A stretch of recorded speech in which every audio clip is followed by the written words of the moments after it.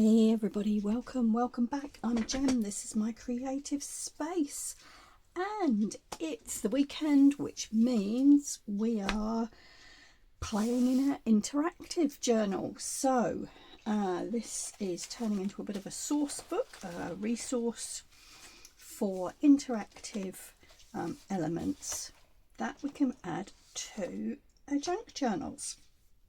And by interactive I mean ones that actually you can pull a tab, or they move, or they do something. All right, so this is where we're going today. And this is actually, the mechanism of this piece is really simple. You will find you spend far much more time decorating it than you do making it. So now I haven't figured out a way yet to actually stick this into my journal, but it will go under a belly band or it will go in a pocket, and you can change up the size if you want to.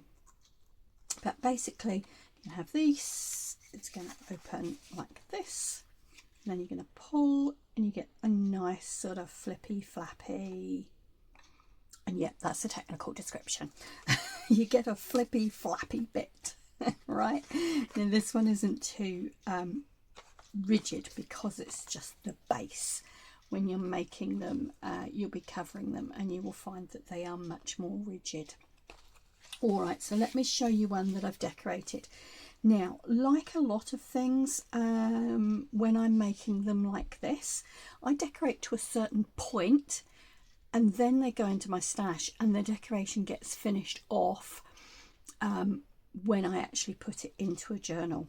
But let me show you this. So here we go, we're going to turn over. And then we're going to pull, and you can see we've got one of my little tags that's just fallen out of my pocket there.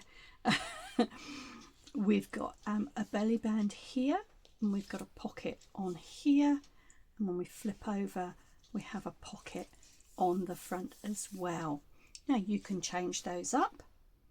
You could put pockets on this bit, belly band on this bit, you could put a nice image on there, whatever you want to do. Now how I did this one I'll show you in a moment, but once I'd done the base, what I selected was I think there was about 5 different 6x6 sheets of paper, and they were all coordinating. So I think there's 5 or 6 different patterns in here, and I used the 6x6 sheets to cover my base card. What I then did with the bits and pieces left over was to create all these little tags, and I die cut some little labels, some tickets, some tags. But basically I just used up all the bits and pieces that were left from the 6x6 papers that I'd used to cover my base with, and I made the pockets from them as well. And what that means is that I've now got a piece of ephemera ready to go. It's got coordinating tags and everything in it already, and some little journaling cards, and they just need finishing off and decorating to match whatever journal it goes into. All right, so little tip there. Now the other thing to remember, of course, is if you put anything in these pockets, and I've just noticed that, you have to make sure they're not obstructing your mechanism. But you will see, because we've covered this piece, it flips really nicely. It's got a bit of weight to it, and it doesn't flip flop around. So there you go, that's what we're going to be doing today. So we'll put those there, we'll put our book away to the side. Now, as I say, when I did this one, I used a piece of plain scrapbooking card like this. And what you're going to need is an A4, half an A4, so an A5 size piece of card. So I'm just going to check that this is, I'm going to measure it up. Yep, I thought it was. So my original piece was A4 and I cut it in half, so I've got 2 A5 pieces. Now you can change up the sizes if you want to as you go along, and that's reasonably easy to do, but I think this gives a nice size, it gives some room for decoration, etc. Okay, first thing we're going to do is to fold in half lengthwise.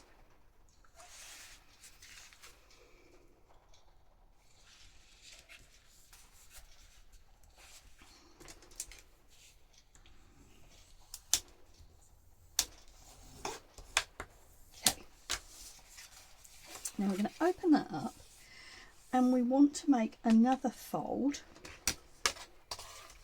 Now the easiest way I've found to do this is to pop it on my scoreboard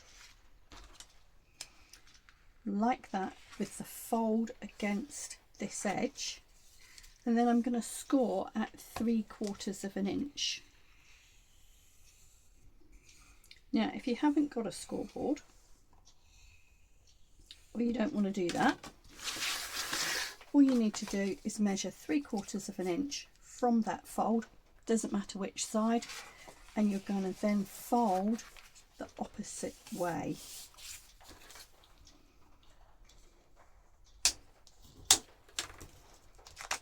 So at the top you've got the zigzag like that. Okay, so now this piece that folds backwards, this is going to be the front of your card. So this is this piece here. All right, so we're going to open it up. Now the next thing you need is a template, and you need this template to be 4 inches square if you're doing this size. And the easiest way I've found to do this is if you take your ruler and from that middle fold, so from this one, the first one you made, if you measure round about 3/4 of an inch. Now you'll see that you can change these measurements up if you want to, but this is what I'm going to suggest for your first one. Measure 3/4 of an inch, give yourself a little pencil line there,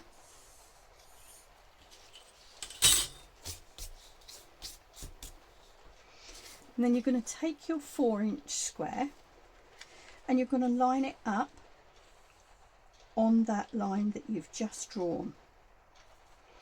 When you've got that lined up, just check that you're round about the middle, top and bottom. Now if you want to be really accurate, this, if you want it in the middle, this will be 7/8 of an inch and this will be 7/8 of an inch. So you can measure it. I'm going to eyeball it, but what I have found is having that line and lining up your edge with it means that you get your square, if that makes sense. You get it square to this edge because you don't want it looking like this really. All right, so as long as your original fold is right, and you just literally, I'm going to eyeball whether that's in the right place top to bottom. Okay, and then you're going to draw around your square, but you're going to miss that fold that you made, and I'll show you in a second when I take this off.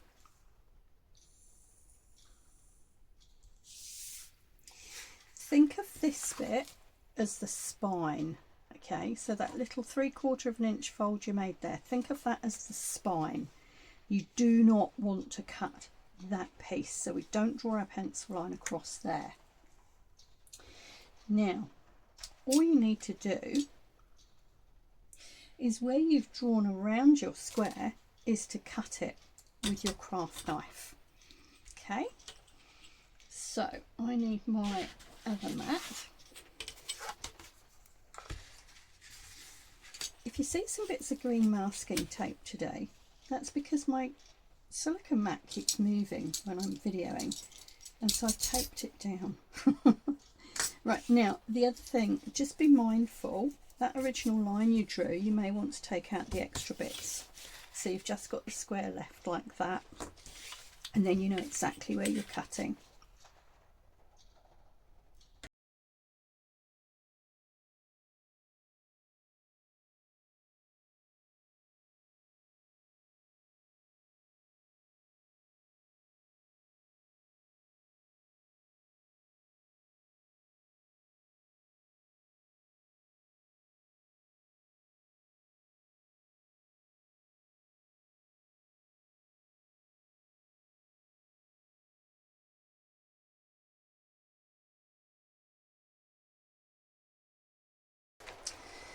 There we go, and if you have cut that right, what will then happen is that you have your basic mechanism. Now what I was saying with my the other bit I showed you is that this piece here at the moment has got these two folds in, which is not what we want, but and it means it's quite floppy. But the next thing we're going to do is to decorate, because I mean really this is all there is to the mechanism. But when you're decorating, this bit you know is your 4x4 square. So we're going to cut a couple of pieces of 4x4 and do that, and I'm just going to do that, and I will show you how much that strengthens it and stops it moving around. So these are some of my 6x6 papers, and you can see I've just pulled out 4 kind of coordinating ones here. They've all got a little bit of an autumny theme, or fall, whatever you call it. And so I'm going to cut, in fact you can do this, you can use your template, or you can just bring out your trimmer. And we know we want a 4x4 square. And you will see what I mean, because if you're using 6x6 pieces, you will find that you have these pieces left, which are great sizes for tags or little journaling cards for this project. All right, there's one piece. I rather like these bicycles.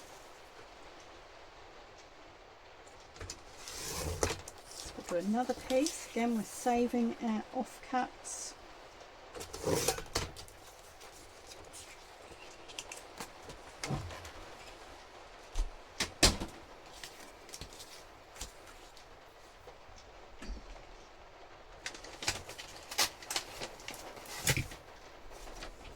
Just going to grab a magazine page to glue on. Find my glue.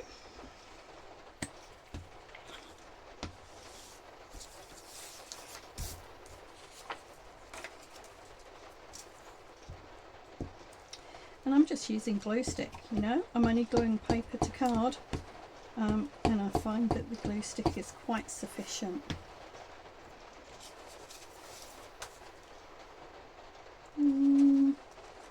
Put that one on the inside, I think. I'm sorry if you can see my head, I'm just lining that up. You do need to make sure that you're not overlapping. That's it, so that's that side done. Let's do this side.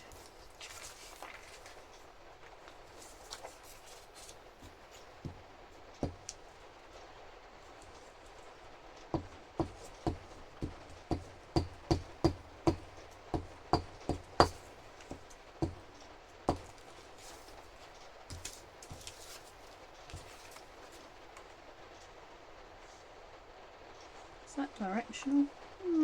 Don't think so.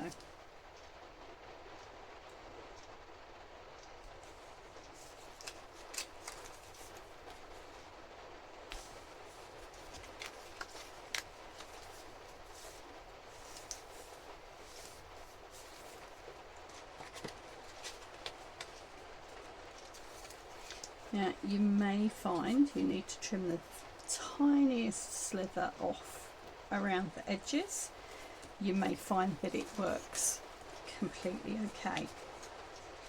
Right, so now we can fold that bit back and we pull, and we've got a nice rigid flip flap bit. And really now is just, you can go ahead and decorate however you like. These bits are a little bit fiddly. Let me show you. The easiest thing I found was to do this, was to line your piece up. So I'm going to be doing this piece here, all right, and I'm going to use this nice autumn leaves. I'm lining that up on the bottom and that fold, and I'm literally going to put a paper clip top and bottom to hold it, and I'm going to flip it over. Now you will see, if you're using 6x6 sheets like I am here, you will be just a little bit higher. But look, you can use any scraps that you have, any bits and pieces that you've got. This is my box of 6x6. There's a couple of 8x8s and some other bits there, but this is all my smaller pieces. I sorted this all out the other day and realised that I got a whole load in here that needed using up. This is a cat food box that I covered with small wallpaper. Makes a great storage box, and I can see what I've got. Anyway, there you go. Right, so you can use any scraps you've got, is what I'm saying. I've lost my ruler. There we go. Right. So now that that's clipped in place, you can again use your ruler, line it up with the side of your base piece. Down you go.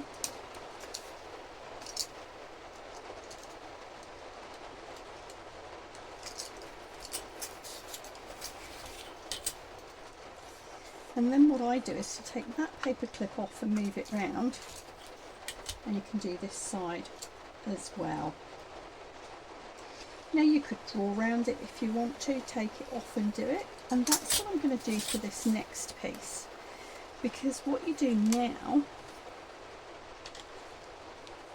you can't use your craft knife and cut through because that bit's underneath, unless you can put your mat in there. I don't know how successful that would be, so I'm going to do what I did last time. Oops. Pencil line around there, under your clips, and then either with your scissors or your craft knife you can take this little bit out.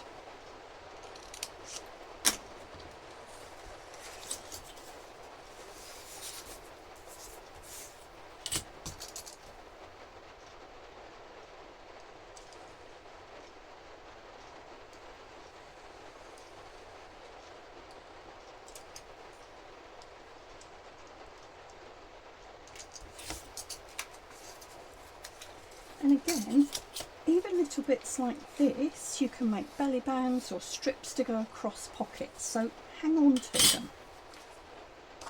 Okay, so remember which side it was? No, it was this side, wasn't it?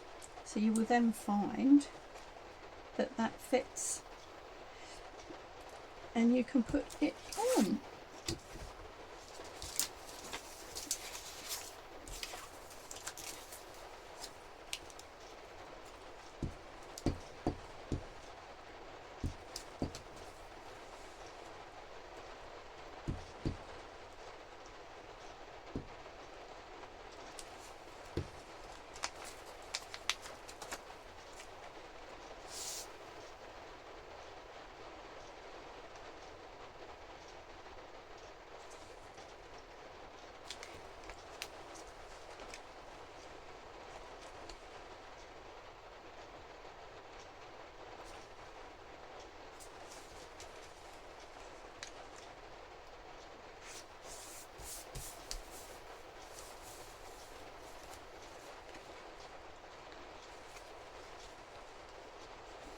Now I have got don't know whether you can see that on the camera. I didn't cut quite close enough in here. So what I am going to do is I'm going to hold this, and I don't know whether you can see the edge of my desk here. Not quite. Let me just move my camera over a bit. Okay, so this is the edge of my desk here, and what I've done is I've got my, can you see that? There we go. I've got my cutting mat there, and I have flopped the card, this piece of the card, over the edge of my desk out the way. And what I can do now is to just very carefully just take that last little sliver off with my craft knife. Now it is worth doing this, you know, because I can hear you going, whoa Jem, that's a little bit fiddly. Yes it is, but it is worth doing because it means your flip flap bit will flip flap properly. You can see I've just taken that tiniest bit off. I'm at a little bit of an awkward angle here, just because I'm trying to do this so that you can see.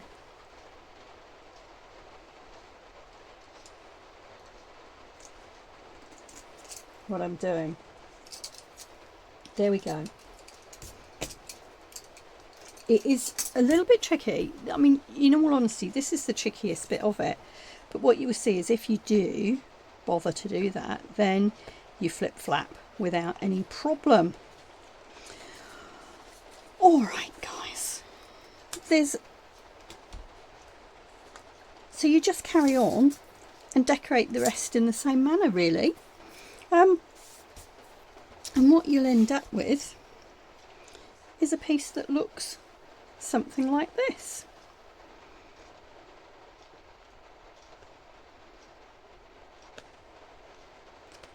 All right, I'll carry on with the papers I've got, and I'll put the other bits on, and then I'll come back and show you, and we'll put some... All right, guys, so there we go. That's that one done. So we flip open, and we've got a flip flap there. Now that's been covered, the edges have all been inked, and that's ready to be decorated up. Now I think I used, let's have a look, 1, 2, 3, 4, 5, 6 of my 6x6 sheets, and these are the pieces that I have left. So as you will see, there's plenty there for making tags, pockets, belly bands, etc. to coordinate with your I don't even know what we're going to call them, flip flap pocket. No, it's not really a pocket, is it? Anyway, you've got plenty of bits and pieces there for making coordinated ephemera to go in there. Now there's one more thing that I wanted to show you. When I made this one, when I decorated it, before I stuck these squares on, I did these bits here. And what you'll notice is that they go, so this is like the spine that I was talking about. They extend underneath the square, the 4x4 square. And I did that on both sides, so they're extending, they come down to about here. They're extending underneath that 4x4 square. Now, on this one, I didn't do that. If you look, they stop just where that 4x4 square is. And my feeling, having looked at the two of them, is that doing it like this makes that flippy spine bit a lot stronger, because this is the piece doing all the work. And I just feel like this one has a lot more strength because those pieces across here are reinforced both sides, if you see what I mean. This one feels more delicate when I pull it because these little bits here are not reinforced. You see, it's finishing there, whereas the other one goes underneath that 4x4 piece. So there's a little tip, sort of one of those experience things. If I was, you know, when I do these again, I will take that strip underneath the 4x4. Alright, so there we go, guys. So as you can see from this one, you can make pockets, you can make belly bands, you can do whatever you like to decorate this up. You could add more on the back if you want to. This one, as I say, is ready to go into my stash. It's a nice little autumnal base, ready to be decorated up for a journal. One last thing I want to show you before I go. You do need a reasonably thick card base for this because it is moving. However, I have tried this one. This was a piece of single-sided scrapbook card that I had, and it's not too bad. I don't have any double-sided heavyweight card, you know, don't have any heavyweight scrapbook paper at the moment that is double-sided, but I thought I would try this because my theory is that at least on this side you would have to do less decoration because your back there is already done. This piece here is already done. Now I would recommend, as I say, still doing that spine and also still doing your 4x4 because that's going to strengthen and flatten out this bit where we've got those folds. But for example, if you had this piece, you might not want to put a whole 4x4 on this side. You could just do a half or a torn edge, and you would still get that pattern. And then on the back, you're going to do as normal. You're going to do your whole piece, and so that's going to be strengthening that crucial bit there. But so if you do have a nice patterned one-sided, you know, even if it's a one-sided card, that will save you cutting, it will cut down on your decoration that's needed. So there you go, guys, lots of ideas. Again, you can add tabs and whatever you like, really, up to you. Okay, hope that's been fun, hope it's been useful. I'll be back next week with another interactive journal magic. Until then, stay safe, happy crafting, ka kite anō.